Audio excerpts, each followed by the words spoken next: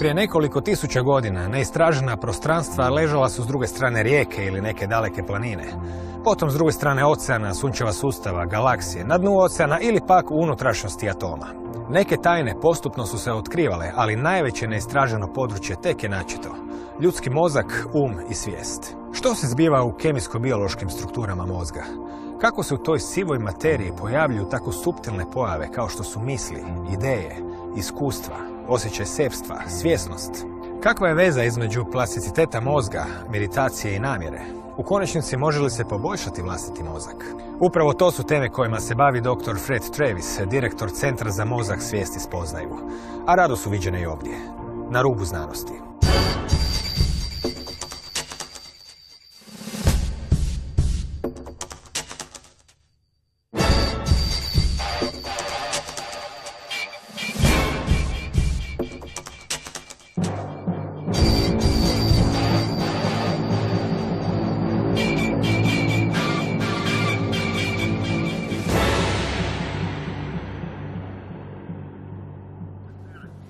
Dobro večer. Dr. Fred Travis, ravnatelj je Centra za istraživanje mozga, svijesti i kognicije, sveučilišni profesor i dekan postdiplomskog studija na Maharišijevom sveučilištu za menadžment u Iowi, te autor brojnih znanstvenih istraživanja iz tog područja. A u središtu njegovih istraživanja mozga su učinci meditacije. Dobro večer. Good evening.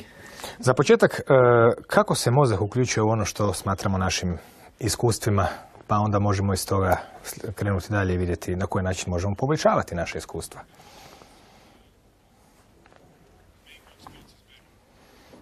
So let us begin. How are you seeing me right now? I mean, obviously light's coming through your eyes, but it goes to the brain, it creates a ringing over the brain. And it's that ringing over the brain, the communication among hundreds of billions of neurons that lets you create a picture of me. The sounds from my lips are hitting your ears, but it's the ringing in the brain that lets you actually understand this. So what we have is the brain, it's the link. It's the link between us and our environment. Koji su to dijelovi mozga i na koji način je uključeni u naše svakodnevno iskustvo? To think of the brain actually has a back and a front to it. The back part of the brain folds down, the front part of the brain folds down. They actually divide it up. So the back part of the brain is your concrete sensory area. It's where you create a picture of the outside world. It's interesting, light hits the eyes, but it's not processed until it gets to the back of the brain. So this is your concrete present. In fact, that's where I am right now in your viewers. This person sitting, talking, it's this film that's just playing in the back part of their brain. To actually do something with that, to take it out of just the immediate present and think about it, you need to use the front part of the brain. The front part of the brain has connections to all other parts of the brain. It takes information that we're actually seeing, combines it with emotions, with plans, with values, with intentions, and then it creates what we want to do. So what we have is the back part is a concrete present, the front part of the brain is thinking, is planning and desiring, and what's happening with every experience is there's a ring between those areas. Mozak nije toliko zadan svojim mogućnostima i oblikom kao što se čini. Postoji njegova odlika koja se zove neuroplastičnost ili neuroplasticitet. To znači da se zapravo mozak može mijenjati cijeli život pomoću inputa kojemu mi dajemo. Koje su zapravo ograničenja i mogućnosti toga što našem mozgu pruža njegova neuroplastičnost? This is an excellent next question, neuroplasticity. Because the picture I've given you is almost as though the brain's like a computer, it has modules, it just works. Well, the reality is in the process of ringing that allows us to see the world, those circuits that are used actually changed. This is what neuroplasticity is. What happens with neuroplasticity is the neurons that fire, because for everything time you see something, it's one neuron sending information to another, and it's circuits of neurons, hundreds of thousands of neurons working together for a moment. And every time they fire, electrical activity goes down the output fiber, the axon, it turns to chemicals in the space between them, and then it's electrical activity. In that space is where the change happens. That's neuroplasticity. And what happens is all the cells that were involved in the experience get fed. It's a very simple system. Neurotropic hormone, they get bigger. They grow more input fibers. They're called dendrites. The output fibers branch out. The spaces between them gets primed. It's called long-term potentiation, so that when one neuron fires, they all will begin to fire. So neuroplasticity is just the result of the experience on increasing the weighting between different neurons. What's the limit to this? There's almost no limit. You have to understand your brain is not like this table. The table's been here for many years. It's very solid. Your brain, 70% of your brain connections change every day. 70%. The people watching this show, after the show, they're going to feel different. And it's a very real feeling because they have different ideas, different ways to see the world, and that's actually strengthening different circuits. And this is the important point here. We see the world based on brain circuits. Because of that, we make a decision and have some experience. That experience in turn changes brain circuits. So you can easily just get into a rut. You can watch the same TV shows, you can see the same people, you can take the same route to work, you can come home and do everything you do at home the same way, and you'll never actually grow. You won't change in how you see the world. But what neuroplasticity says is if you seek out new experiences, those experiences will begin to strengthen different circuits, and you'll begin to see the world in a different way. This is the value of the arts. This is the value of good media. And this is also the value of meditation practice that we'll be talking about. Mm-hmm. Gaining a new experience helps to change those brain circuits by which we see the world. Now, there is some upper limit of ability, and that is, by analogy, if you're a donkey and you want to run really fast and you work really hard, you become the fastest donkey on earth. But it doesn't mean that you can beat a thoroughbred horse. There's some inherent limitations there. So the whole trick in life, I feel, and this is what I tell my students, is find out what you enjoy. Find out what you're good in and put your attention there. Because then neuroplasticity is going to allow you to refine your mind and body and brain so you can really excel in that specific area and become really great in that area. Drugim riječima, našu pažnju usmjeravamo u stvari koje bi nam trebala donijeti iskustva, koje će nam oblikovati mozak na onaj način kako bismo mi zapravo htjeli vidjeti svijet i tako možemo taj zatvoreni krug na neki način upregnuti u vlastitu korist. Tako sam dobro shvatio. You understand correctly, yes. U svom slučaju oslobađajuća spoznaja. Danas je vrijeme kada se često spominje jedan pojam stres, praktički sve stres. Hodanje po ulici, hrana, svakodnevni život, osim možda šetnje kroz šumu. Na koji način pak stres utječe na mozak, s obzirom da bi on bio ona druga strana ovog što smo sada pričali i nažalost kroz neuroplastičnost mozga se odrazio na negativan način? It's a very good insight, and it's a very important question. But stress isn't, it's not a bounded thing. And that is an experience one day can be stressful, experience another day may not be stressful. And to understand this, we have to understand the difference between stress and challenge. Some people listening to your question may think, I need stress to get going. I need that outer pressure to really start focusing in on getting things going. I think what they're talking about is challenge, because under challenge, the primitive brain, the brainstem, actually activates the whole brain. Under challenge, you begin to see things more clearly. Under challenge, the front of the brain, remember that's the part that puts everything together, that begins to function faster. We like challenge. Challenge is how we grow. Challenge is how we explore new areas. But what happens is when the challenge gets too high, then it becomes stress. And what stress actually does is the brain turns itself off. It turns itself off. It turns down the functioning of the front part of the brain, the integrative centers of the brain. It turns on the primitive emotional system, the amygdala, and you just have a fight or flight response. So under challenge, what happens is you see the big picture. You have lots of creative ideas. You have lots of energy. You can focus for long periods of time, and you're not tired at the end. Suddenly, when that becomes stress, your broad vision just focuses in on what's immediately in front of you. You lost any chance for a creative solution. So what does this do, the stress do? What does the stress do? What the stress does is experience changes the brain, neuroplasticity, So what it does is it predisposes us to see everything not in terms of the larger symbolic space, not in terms of underlying relationships, not in terms of a possibility to combine our experiences and our understanding to something greater, but it just narrows down into protectivism, anything which is different from me, I don't want to deal with it. It focuses on the immediate now. And stress chronically shuts down the brain. So actually what happens, people who are under stress over long periods of time, the front of the brain, that integrator center, I sometimes call it the CEO of the brain, the chief executive officer of the brain, that part of your brain is physically smaller. The part of the brain that has to do with memory, the hippocampus, is physically smaller. This is what stress is doing to the brain. But again, the brain it's not a rock. The brain is a river and not a rock. It's constantly changing. So if you can do something to awaken the brain, do something to strengthen the frontal areas, what will happen is you'll begin to get out of that rut that you're in. Will begin to be able to see creative solutions.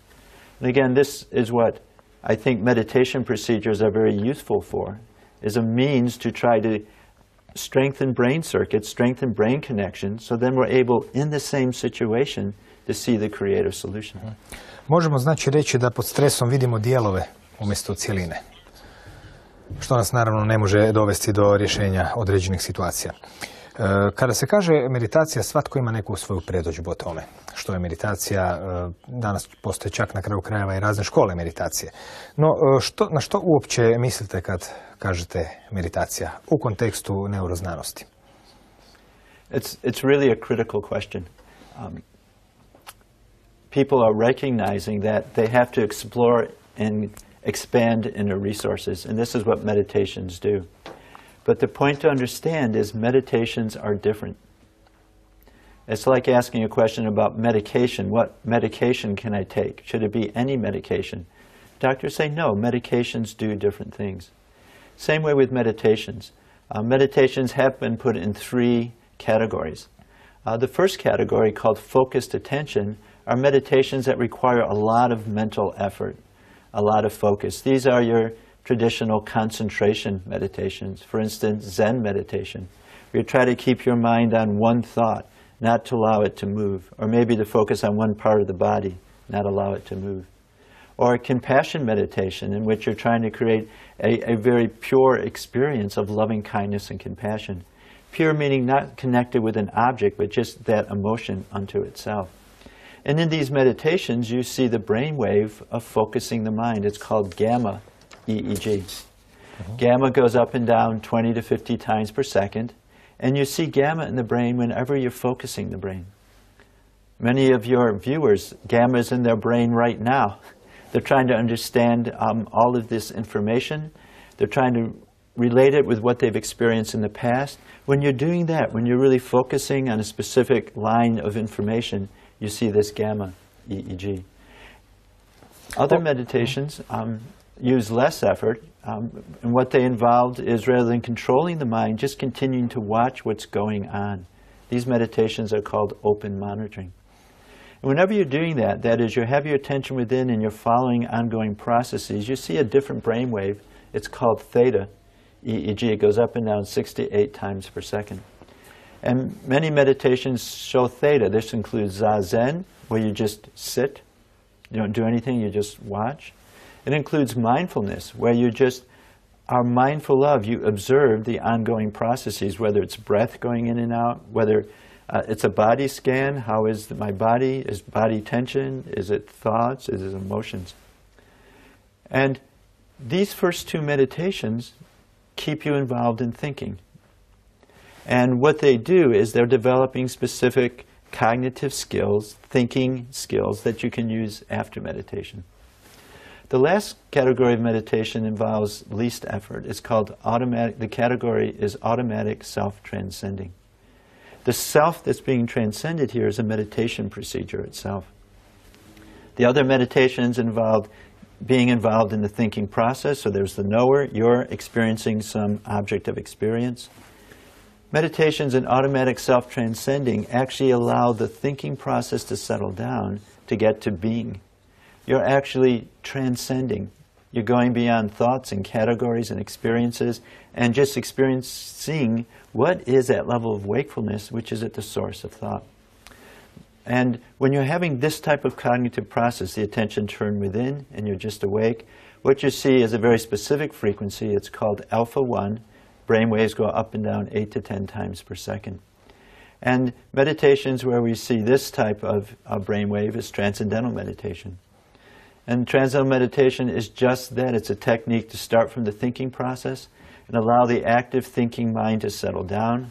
And what's happening is thoughts are becoming secondary in experience, and what's becoming more primary is that underlying field of wakefulness within which we put everything together. U centru vaših istraživanja mozga općenito, kao što je rečeno na početku, su učinci meditacije i meditacije same. Na koji način se istražuje meditacija kao područje istraživanja? So meditations have different results. Specifically, whatever you experience during the meditation is what you see after the meditation. So if you wish to focus the mind in Zen during the meditation, you'll be able to focus the mind after meditation better. And indeed what they find is parts of the brain having to do with focusing of attention are thicker in elderly meditators who have been practicing Zen for 20 or 30 years. So using that function, using that part of the brain helps to keep those circuits strong.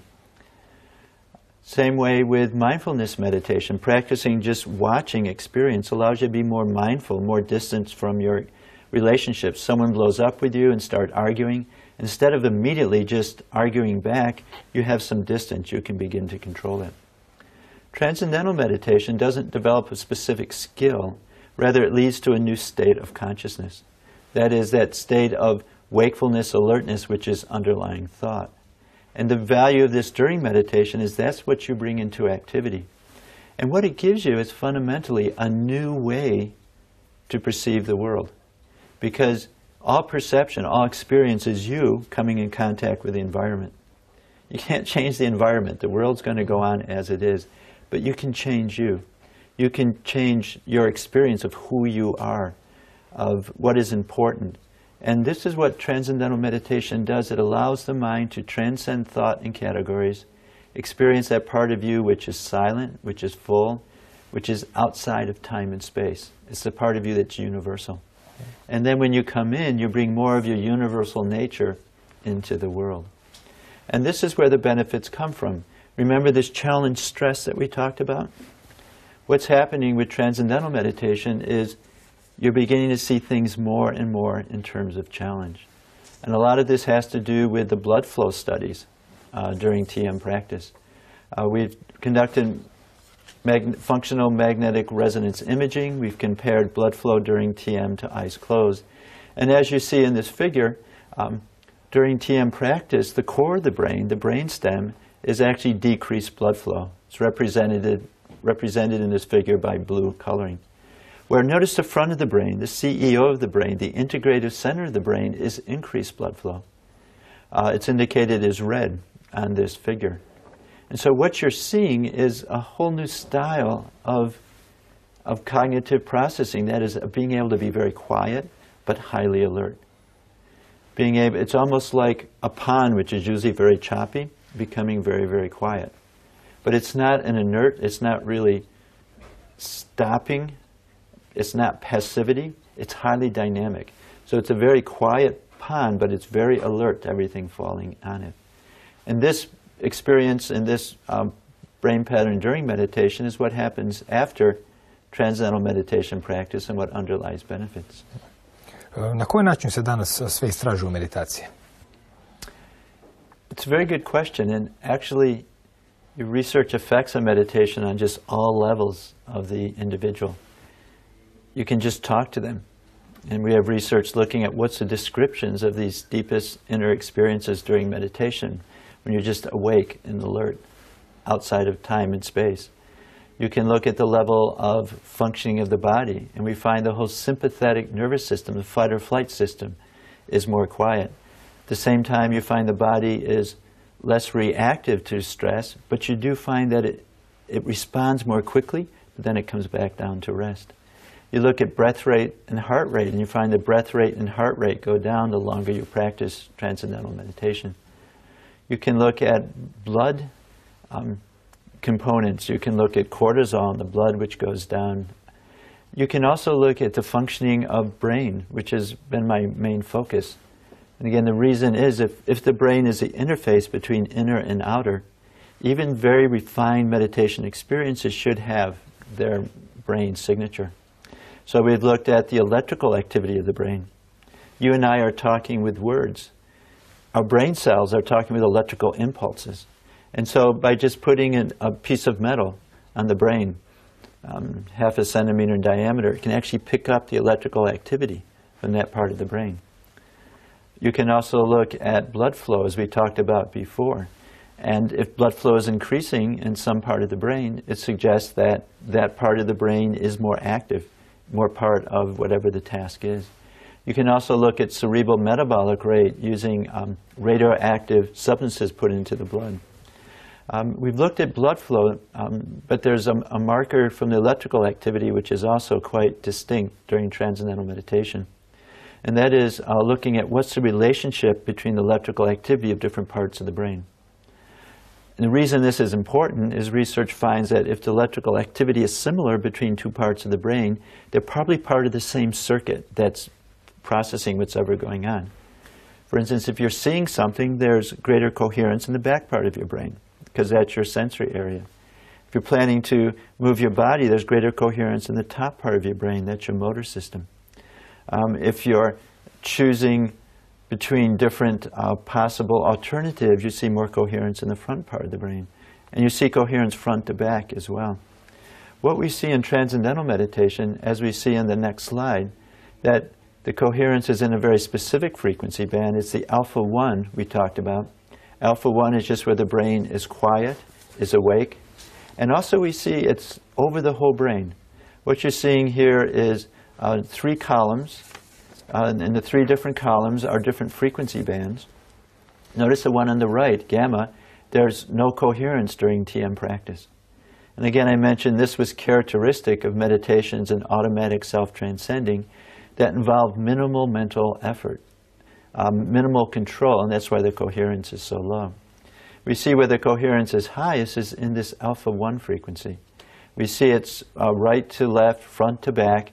It's as though it's the mind settling down to the source of thought, so the brain settles down to its ground state. Not the ground state of doing, but rather the ground state of being.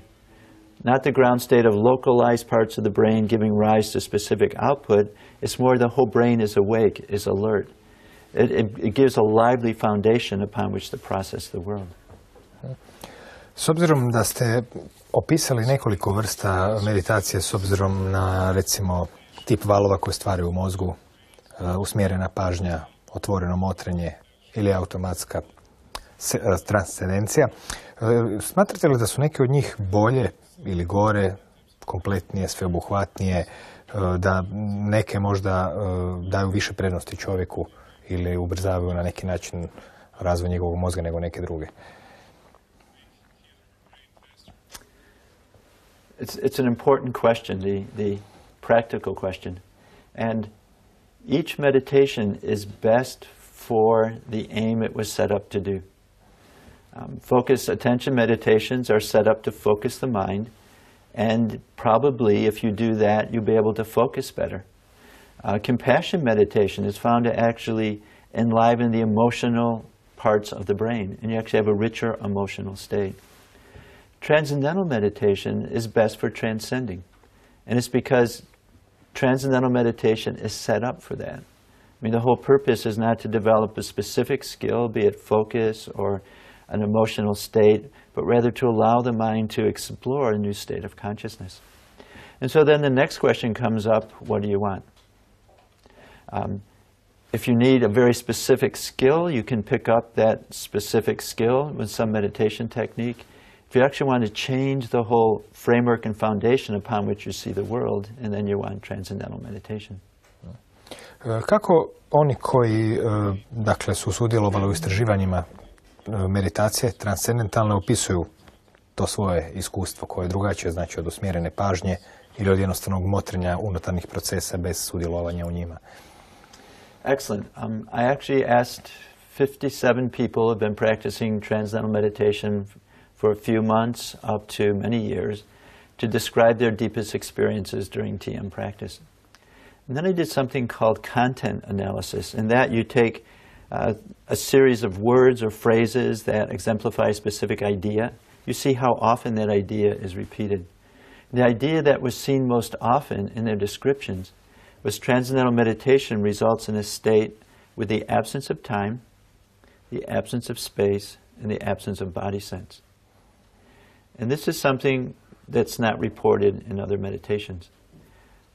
And what we have with absence of time is that part of us which is closest to infinity. It's a part of us that is universal.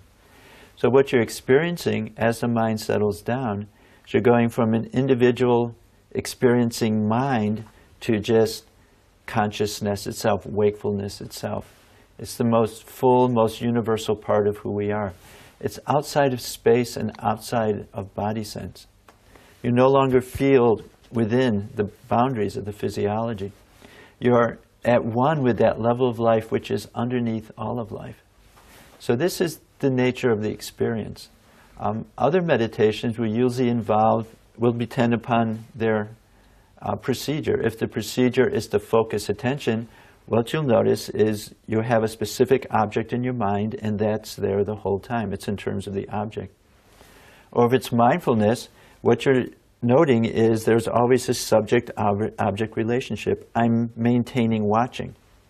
And the objects are going quickly through my screen of awareness, and there's always subject and object there. What we have with Transcendental Meditation is just pure subjectivity. It's self-referral awareness. Our consciousness, the way I see it, is like the light by which we see the world. It goes out through the senses, identifies with the objects, and that's how we see the world. Now if you take this light of consciousness and turn it within to experience the knower, what you get is the knower being aware of its own structure. It's just pure subjectivity, pure self-referral awareness. And that's the nature of the experience during Transcendental Meditation. Ako bismo pogledali malo praktičnije aspekte transcendentalne meditacije, danas više nisu rijetka istraživanja kroz rezultate učenika, studenata ili nekih specifičnih zadataka koji su dati ljudima. Može se reći da transcendentalna meditacija ne pospješuje rješavanje problema direktno, nego indirektno. Kakvi su se pokazali u stvari rezultati tih istraživanja vezanih uz matematiku, književnost, pisanje, glazbu, općenito način na koji su ljudi pamtili detalje, slike, prikaze, cjeline i slično. Na koji način je meditacija poboljšavala te njihove vještine od sasvim praktične vrijednosti? Very, very practical question. I like to start with an analogy, and then we can look at some specific research. The analogy is you can learn how to take a knife and make special cuts in different ways. Or what you can do is stop using the knife for cutting and sharpening it. Other meditations, I see they're teaching you how to use a knife. They're teaching you how to use the mind, your cognitive, your attention, your emotional regulation. They're teaching you how to use the levels of mind that you have. Transcendental meditation is like sharpening the knife. It's like stopping doing and just allowing you to become more at home with the basis of the mind. And the benefits are quite broad because of this. The more specific your meditation, the more specific the benefit it is. The more broad the experience of meditation, the more widespread the benefits are. For instance, attention deficit hyperactive disorder. Kids who have trouble focusing their mind. And what's found is adding this experience of inner awareness, pure wakefulness, a source of thought, they begin to be able to control their thoughts. Because remember, on a very practical thing, what's happening is increased blood flow to the front of the brain while the whole brain is rested. That's just what the ADHD kid needs. Because they actually have a lag in development between the rest of the brain and the front of the brain.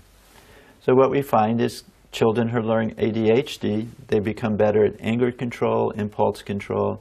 They become better able at focusing, they're happier, they get along better with people around them. Post-traumatic stress disorder. Post-traumatic stress is due to a very traumatic experience. And what it does, it turns on one part of the emotional system, the amygdala. And the amygdala is our fear center. So what happens, a person with post-traumatic stress is walking around and everything is being experienced through this veil of fear. They're hypervigilant, they feel someone's out to get them. They distrust people. They feel as though they're out of control. And it's all because the brain, this link between inner and outer, has this switch on of the amygdala. I think the experience of this source of thought, this value of pure consciousness during transcendental meditation, as if turns the amygdala off.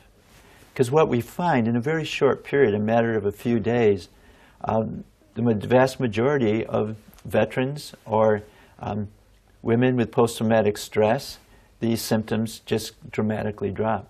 We have research with African refugees, and we found these were Congolese refugees from the Congolese Civil War who were in Uganda. These refugees had lost their home, lost their belongings, lost many of their family members, saw atrocities done to their family members. They're in a country where they can't hold a job because they're refugees. They don't have a place to live. I mean, it's a very dire situation.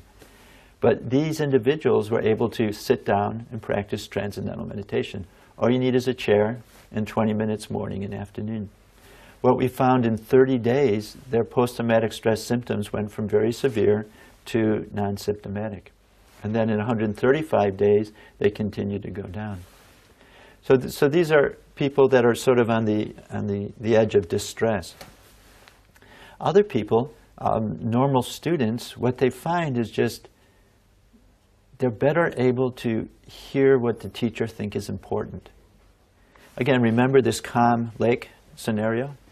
The student, if they're sitting there and worrying about their grades or worrying about does so-and-so like me and worrying, maybe anxious about something at home, it's like a pond which has really lots of waves. When the pond is quiet, you get a much clearer perception of what's around you. So what they find is their grade point average went up, but most importantly, how they saw school and how they saw themselves improved. It's a switch from stress to challenge. Because remember that time when you're under challenge, it's fun. Bring it on, I can handle it. And you have lots of creative ideas, and you have lots of energy. And indeed, the challenge, as it feeds you, and you feel better afterwards. And this is what fundamentally Transcendental Meditation is doing. It's making that switch so you can take on more information, and then you can begin to refine whatever levels of thinking you have to do. If you're an engineer and you need to get your math together, you'll do that. If it's art, it's visual perception, you'll be able to do that. If it's music, it's musical composition, you'll be able to do that. We've done research in San Francisco school district, and we've looked at-risk schools.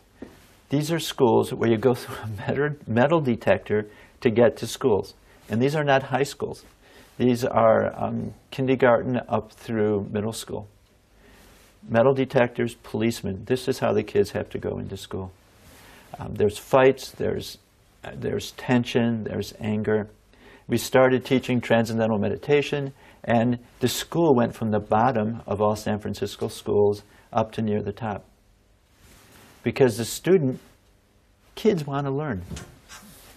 You can't, if you have a 5 or 6-year-old, you can't stop them from learning. If they're day in and day out under stress, under a school system that doesn't support them as an individual, that desire to learn just gets extinguished. And what TM does is it just reignites that. And so the child is just naturally better able to focus in whichever area they're in. Kako su djeca u školi prihvatila takvu novotariju? Veliki je skok od metalnih detektora metala i policajaca, znači potencijalnog rizika da razne bande imaju oružje po školi i slično, doći do trenutka gdje zapravo trebaš na neki način nadvladati ipak predodžbe okoline i odjednom da meditirati 20 minuta. Kako su se odnosili prema tome? The children don't have preconceived notions, and they were told, this is going to be something that's going to let you deal with stress, it's going to let you be better at school, And also what was done is, for the first 10 minutes of school was called quiet time. So for 10 minutes, everyone was quiet. And if you wanted to learn Transcendental Meditation and meditate, then you could. If not, you had to read a book. Nobody talked. Phones were turned off. This is how they did it in school because of the points you're bringing out. You don't want the kid to think, well, I'm going to be weird. I'm going to be one of those guys closing their eyes. And so that's how they did it. And the kids, again, are very open, and they tried it. And especially the kids who are under high stress, they're the ones it's like a light coming on in a dark room. For the first time, their mind can settle down and they can feel at peace. And it's a very real experience for them.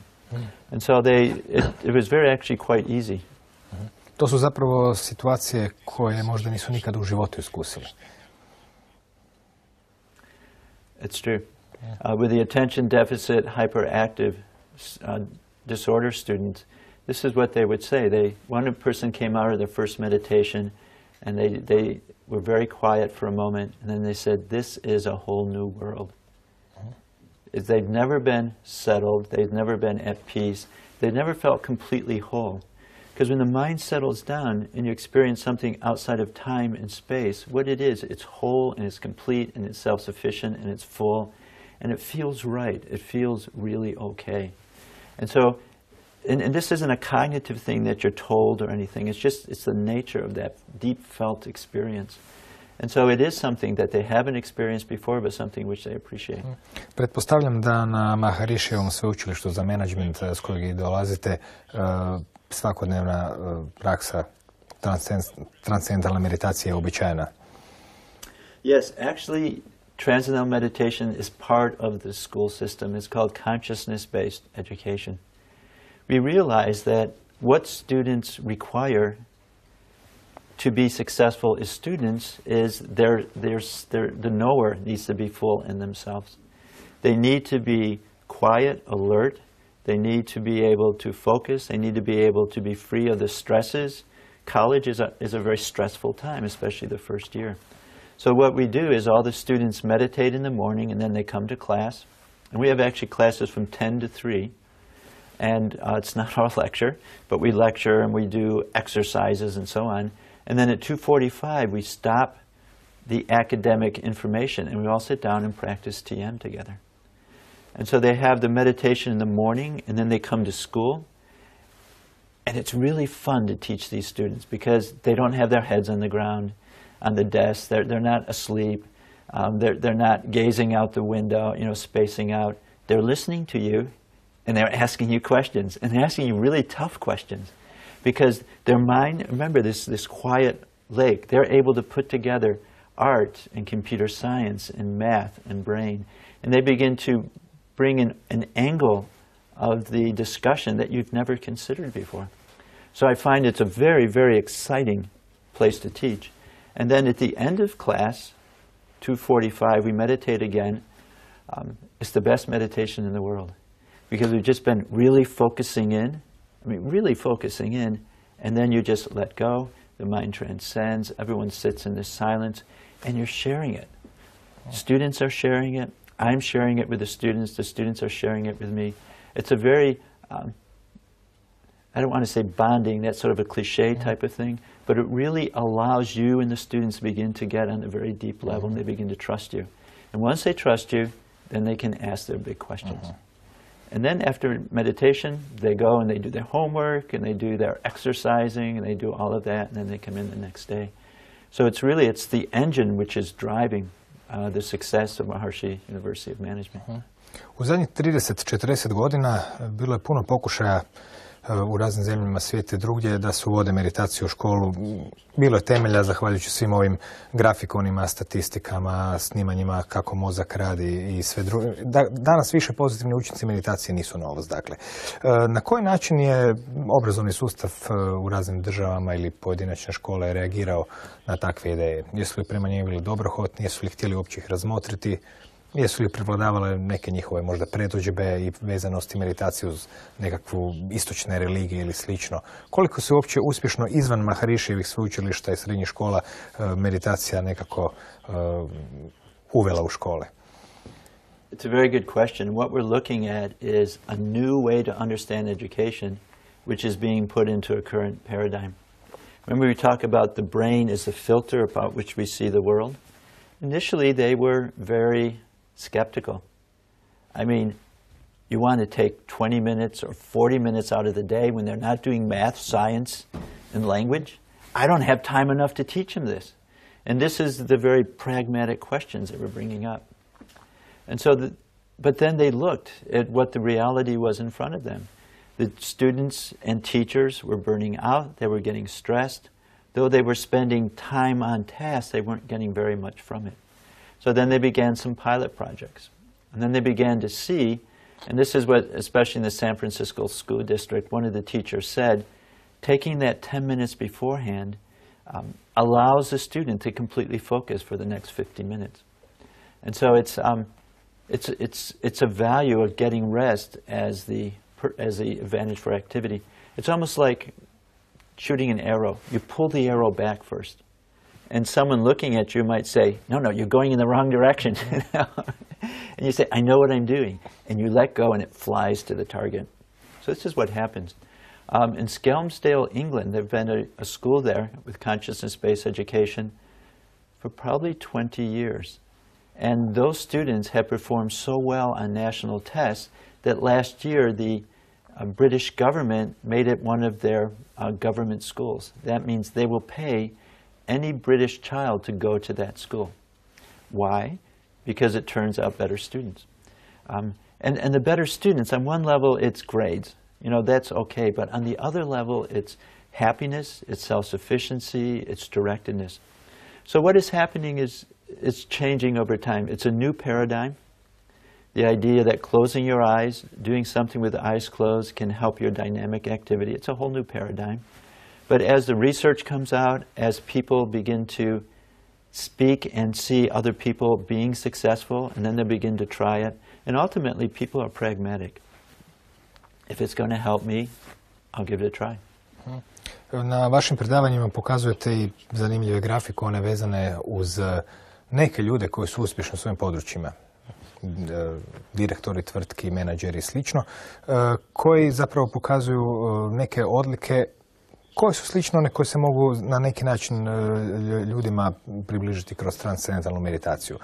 Što su pokazale te usporedbe između onog što smatramo uspješnim ljudima i onog što zapravo nose sa sobom učinci meditacije? Excellent, excellent. Remember that graph with the lines on it, the coherence graph. What you do is you begin to see that type of functioning more in activity. So that means the person is having more and more of this inner silence, this inner wakefulness, even in the midst of dynamic activity. This grows through Transcendental Meditation practice. We have many random assignment studies that show in college students, for instance, 3 months practice, this level of functioning, we call it brain integration, goes up if they're meditating throughout the school year. So we thought, well, let's look and see where we find this brain pattern and what does it mean. Is it just a meditation thing? You know, you'll get it if you meditate. Or is it something which is a human thing? That is it a characteristic of brain functioning that we see in specific types of people? So we reason that what this brain functioning is showing is that you're more in touch with your silent inner being. This is where your creative ideas come up from. So you should be more successful. Our reasoning was this is allowing us to see the world less as stress, more as challenge, so you should be able to deal with the challenges more successfully. So we looked at successful people. We first started with athletes. We had 33 athletes who placed in the top 10 for at least 3 years, and these were in Olympic Games, World Games, or National Games. We compared them to athletes who did not consistently place, and what we found was higher levels of brain integration in the athletes, the world-class athletes who consistently placed. We did the same type of study with managers. These are managers who had been CEOs for at least 18 years, and during that time their company had expanded. We found they had higher levels of brain integration compared to controls. And when we speak and develop this style of brain functioning, brain integration, that you're going to be a great athlete or a great manager.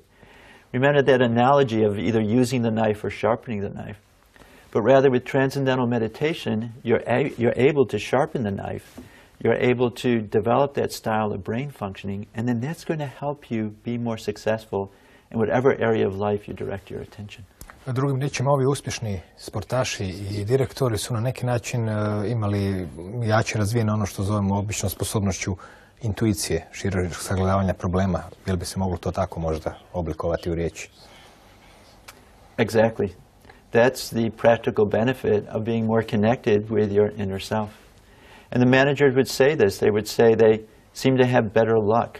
They would seem to be just alert to some change in the business environment and the economic environment that they take advantage of, and they would be successful. Because again, the brain is the interface. It's the link between inner and outer. If the brain is functioning in a more integrated way, you're going to see the same situation differently. And this is the value of Transcendental Meditation, not to try to develop a specific individual skill, but to develop that quality of brain functioning that will help all areas of life. And it'll help you in development of all types of skills. Gospodine Trevis, zahvaljujem na vašem vremenu. My pleasure being here. Thank you for your very thoughtful question. I do neke sljedeće prilike. Hvala i vama na pažnji. Sigurno jest da živimo u svijetu koji naše mozgove opasipa silnim podražajima i tisućama svakakih informacija svake sekunde. Trebaju li nam sve one uopće? Ili nam možda treba nešto više one prave unutarnje tišine s koje onda izviru ideje, inspiracija, mir. Kad ste zadnji put začuli? Ako se kod tišine uopće može govoriti o slušanju. Doduše ona ponekad dođe sama. Ponekad i u ovo doba noći. Laku noć.